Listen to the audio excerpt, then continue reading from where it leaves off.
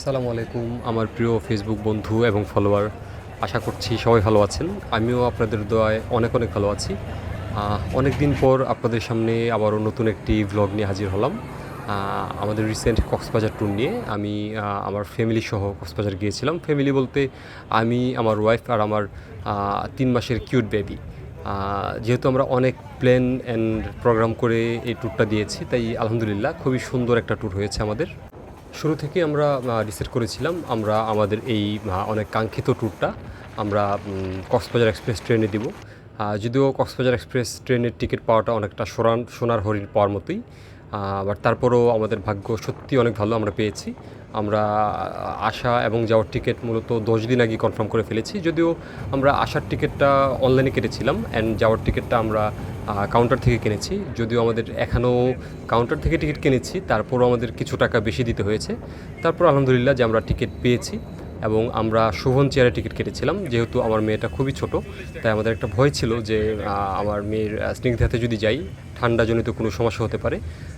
Sovan chair এবং স্নিগ্ধার মধ্যে পার্থক্য একটাই, এসি এবং নন এসি সিট এবং আদার্স যে ফেসিলিটিসগুলো আছে সবগুলি মোটামুটি সেম ক্যাটাগরির আলহামদুলিল্লাহ।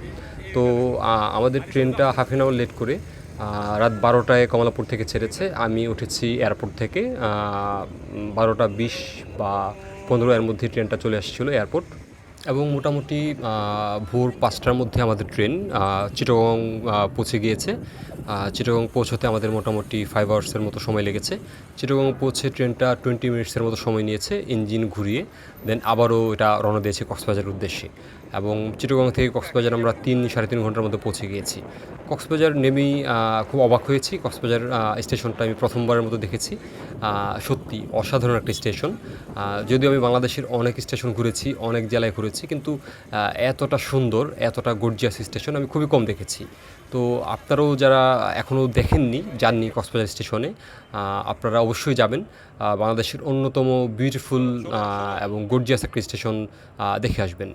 স্টেশনে নামার পরপরই স্থানীয় যেই অটো এবং সিএনজি চালকরা আছে তারা এসে আপনাকে ডাকাডাকি করবে, বাট তাদেরকে পাত্তা না দিয়ে সোজা স্টেশন থেকে বের হয়ে যাবেন, প্ল্যাটফর্ম থেকে বের হয়ে যাবেন। বের হলেই দেখতে পাবেন মেন রোডে দাঁড়িয়ে আছে ডাবল ডেকার বিআরটিসি বাস। এই বাসগুলোতে খুবই আরামদায়কভাবে এবং খুবই অল্প সময়ে আপনি যেতে পারবেন একদম সুগন্ধা বিচ পর্যন্ত, শুধুমাত্র 20 টাকা পার হেড, 20 টাকা ভাড়া দিয়ে। আর আপনি যদি এই অটো বা সিএনজিগুলো দিয়ে যেতেন তাহলে আপনার 200 থেকে 400 টাকা মিনিমাম আপনার ভাড়া লাগতো। তো শুরুতেই আমরা অনেকগুলো টাকা সেভ করে ফেলেছি। তো আমরা গিয়ে নেমেছি ডলফিন মোড়ে। ডলফিন মোড়ে নেমে আমরা আমাদের সকালের ব্রেকফাস্টটা কমপ্লিট করেছি। যেহেতু আমাদের রিসোর্টটা আগে থেকেই বুকিং করা ছিল, আমরা সময় নষ্ট না করে একটা সিএনজি নিয়ে আমাদের পাটুয়া টেক সমুদ্র সৈকত যেটা আছে তার একটু আগে আমাদের রিসোর্টটা, সাগরলতা রিসোর্ট। এক কথায় খুবই অসাধারণ একটা রিসোর্ট। এত কম বাজেটে সি ভিউ এবং এত সুন্দর পরিবেশ, এত লাক্সারিয়াস একটা রিসোর্ট আমরা পাবো এটা কল্পনা করতে পারিনি। আমি কক্সবাজার যাওয়ার আগে অসংখ্য হোটেল এবং রিসোর্টের সাথে কথা বলেছি, কলাতলি, ডলফিন, সুগন্ধা মোড়, এগুলোতে। তো সবগুলোতে মোটামুটি খুবই হাই রেট, স্পেশালি খুব ভালো ফ্রন্ট সি ভিউ যেগুলো আছে এগুলো 8, 10, 12 হাজার, কোনোটা 15,000, 15,000ও মানে চাচ্ছে তারা পার নাইটের জন্য। বাট আমি সাগরলতা রিসোর্টে এত কম কম মূল্যে থাকতে পেরেছি পার নাইট, সেটা আসলে আমি না বললে আপনারা হয়তো বিলিভ করবেন না। আমি এটা বলবো আপনাদেরকে ভিডিওর লাস্টে যে আমরা আসলে কত দিয়ে থেকেছি 3 রাত, আমাদের কত খরচ হয়েছে। তো যাই হোক, সাগরলতা রিসোর্টটা খুবই সুন্দর, এদের লোকেশনটাও খুব সুন্দর, এদের রুমগুলো পরিপাটি গোছানো, এদের সার্ভিস খুবই ভালো, এদের যারা স্টাফ আছে তাদের বিহেভিয়ার খুবই ভালো, খুবই ফ্রেন্ডলি। সর্বোপরি তাদের স্টাফদের বিহেভিয়ারটা আমার কাছে খুবই ভালো লেগেছে। এবং তাদের যে ওনার আছে তার সাথে আমি পার্সোনালি কথা বলেছি, উনিও খুবই অমায়িক মানুষ, খুবই ভালো মানুষ, পরহেজগার একজন ব্যক্তি। তো আমি অবশ্যই সবাইকে বলবো, যারাই আপনারা একটু নিরিবিলিতে নিজেদের মতো করে সময় পার করতে চান, আপনারা অবশ্যই এক রাতের জন্য হলেও সাগরলতা রিসোর্টটা ট্রাই করবেন। আশা করছি আপনারা কেউ হতাশ হবেন না। তো আমরা রুমে পৌঁছেই চারপাশের পরিবেশটা একটু ভালো করে অবজার্ভ করে দেন আমরা বের হয়ে পড়েছি আমাদের দুপুরের লাঞ্চের জন্য। আমাদের ইচ্ছা ছিল আমরা পালঙ্কিতে যাব, যেহেতু কক্সবাজার জুড়ে এখন পালঙ্কির একটা ভালো হাইপ চলছে, কিন্তু পালঙ্কিতে এত পরিমাণে ভিড়, যে কারণে আমি আমার আর ছোট্ট বেবিকে নিয়ে যাওয়ার সাহস করতে পারিনি। এবং এই ইনানি রোডেই, মেরিন ড্রাইভ রোডে আপনি বেশ কিছু ভালো ভালো রেস্টুরেন্ট পেয়ে যাবেন। এর মধ্যে আমরা একটা পেয়েছি salmon beach resort and restaurant. যদিও এটা এখনও সম্পূর্ণরূপে উদ্বোধন হয়নি, আংশিক উদ্বোধন হয়েছে। আমরা তারপরে গিয়েছিলাম। আলহামদুলিল্লাহ তাদের সার্ভিস ভালো লেগেছে, তাদের দুপুরের লাঞ্চ আইটেমটা ভালোই ছিল, ভালো লেগেছে। এবং ওইখান থেকে যেহেতু এটা সাম্পান বিচে পড়েছে, স্যালমন বিচ রিসোর্ট অ্যান্ড রেস্টুরেন্টটা সাম্পান বিচের অপোজিটেই তাদের রেস্টুরেন্টটা। তো আপনারা সাম্পান বিচের খুব ভালো কিছু ভিউ এখান থেকে পেয়ে যাবেন, যেটা আপনারা এই মুহূর্তে দেখতে পাচ্ছেন। সাম্পান বিচটাও কিন্তু খুবই সুন্দর, যারা আপনারা আগে যাননি তারা অবশ্যই যে দেখে আসবেন সাম্পান বিচ। আমরা ওইখান থেকে লাঞ্চটা সেরে আবারও আমাদের রুমে ব্যাক করেছি। রুমে ব্যাক করে আমরা যেহেতু টায়ার্ড ছিলাম, আমরা সিদ্ধান্ত নিয়েছিলাম যে আজকে আর কোথাও যাব না, রুমে বসে আমরা সূর্যাস্তটা উপভোগ করব, বিকেলটা উপভোগ করব, বিচের অ্যাক্টিভিটিসগুলো উপভোগ করব। এবং আলহামদুলিল্লাহ আমরা রুমে বসেই খুব সুন্দর ভিউ উপভোগ করেছিলাম ওই দিন সারাটা বিকেল। এবং সন্ধ্যার পরপর আমরা বের হয়ে গিয়েছি আবারও, যেহেতু আমরা টায়ার্ড ছিলাম তাই আবারও আমরা সেম আগের যেই দুপুরে যেখানে লাঞ্চ করেছি স্যালমন রেস্টুরেন্ট অ্যান্ড রিসোর্ট, সেখানে আবার গিয়েছিলাম।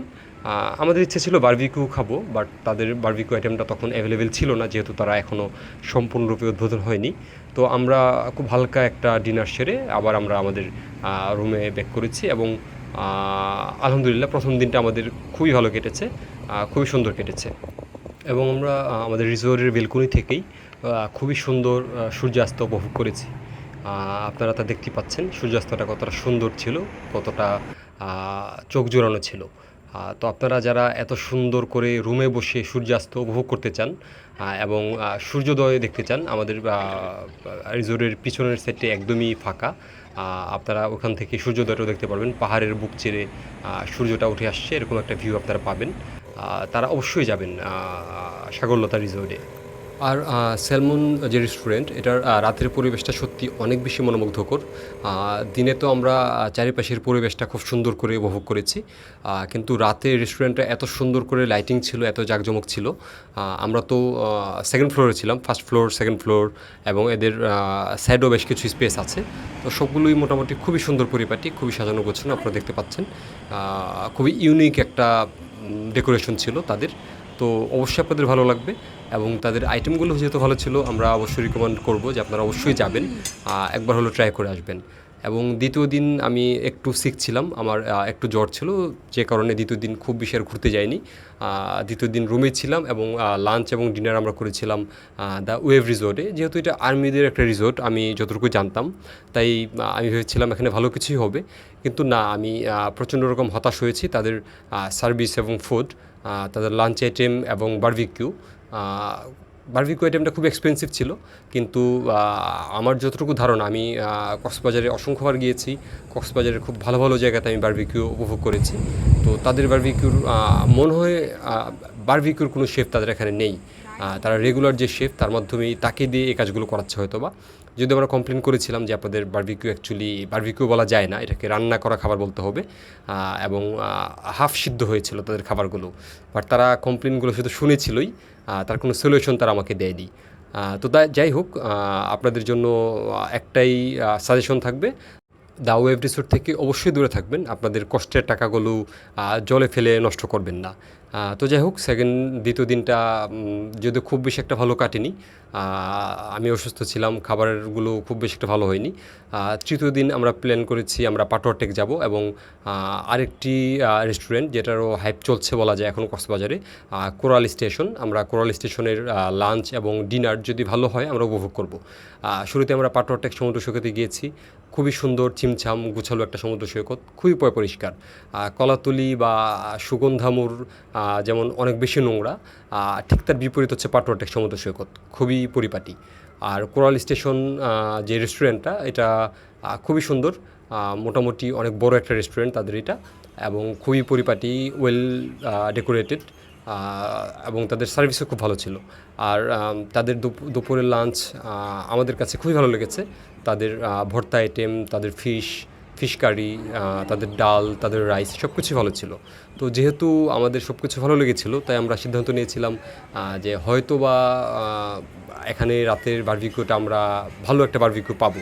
তো দ্যাটস ওয়াই আমরা রাতেও আবার গিয়েছিলাম কোরাল স্টেশনে বারবিকিউর জন্য। কিন্তু না, আমরা আবারও হতাশ হয়েছি আসলে। এই মেরিন ড্রাইভ ইনানি যেই বিচ আছে, মেরিন ড্রাইভ যে রোড আছে, এখানে আসলে আপনারা ভালো বারবিকিউ যদি আপনারা পেতে চান, তাহলে আসলে ইনানি বা পাটুয়ার টেক বা মেরিন ড্রাইভ যে রোড, এখানে আসলে ভালো বারবিকিউ আপনারা কখনোই পাবেন না। এই জন্য বেস্ট হচ্ছে কলাতলি এবং ডলফিন মোড়, এবং সবচেয়ে বেস্ট হচ্ছে প্রাসাদ প্যারাডাইস। তো যাই হোক, আবারও আমাদের কষ্টের টাকাটা বৃথাই গেল। আমরা রেড স্নাইপার অর্ডার করেছিলাম, একটা 700 গ্রামের রেড স্নাইপার। এমনিতেই খুব এক্সপেন্সিভ একটা ফিশ, কিন্তু তারা আমাদেরকে যেভাবে সার্ভ করেছে, আমার কাছে মনে হয়েছে এটা জাস্ট রান্না করা একটা মাছ, তাছাড়া কিছুই না। মশলা বা বারবিকিউর যে স্মেল বা রেড স্নাইপারের যে একটা অথেন্টিক স্বাদ, সেটা আমরা পাইনি। আমি রেড স্নাইপার আগেও খেয়েছি, বেশ ভালো ভালো জায়গায় খেয়েছি। তো তাদের কাছ থেকে ওরকম কিছু আশা করেছিলাম, যেহেতু তারও পার 100 গ্রাম তারা বিক্রি করছে 350 টাকা করে। তো আমি ভেবেছিলাম যে না, যেহেতু প্রাইসটা অনেক হাই, হয়তো বা তাদের এবং তাদের ডেকোরেশনও খুব ভালো, দুপুরের লাঞ্চটা খুব ভালো ছিল, হয়তো বা তাদের বারবিকিউটা খুব ভালো হবে। কিন্তু না, আবারও হতাশ হয়েছি। একই কথা বলতে হয়, তাদেরও হয়তো বা বারবিকিউর কোনো শেফ নেই, রেগুলার যে শেফ, সেই শেফ থেকেই, শেফের মাধ্যমেই তারা এই বারবিকিউগুলো করে থাকে। তো যাই হোক, হতাশ হলেও তাদের দুপুরের লাঞ্চ আইটেমটা ভালো ছিল।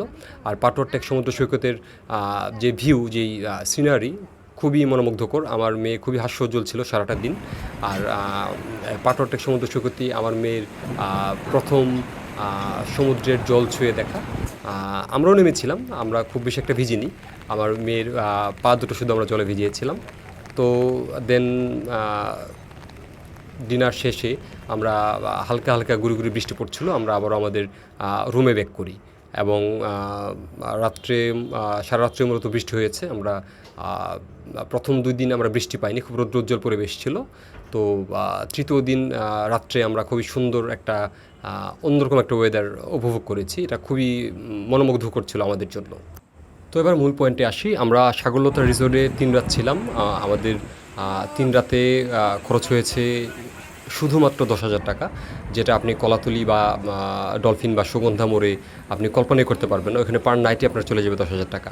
তো এত অল্প বাজেটের মধ্যে এত লাক্সারিয়াস রুম, এবং না, অতটা লাক্সারিয়াস বলা যাবে না রুম, বাট পরিপাটি রুম, এবং এত সুন্দর সি ভিউ, আপনার ফ্রন্টেও সি, আপনার রাইট পাশেও সি, এবং পাশে হচ্ছে খোলা ছাদ, ছাদ থেকে বসে আপনি সি দেখতে পারবেন।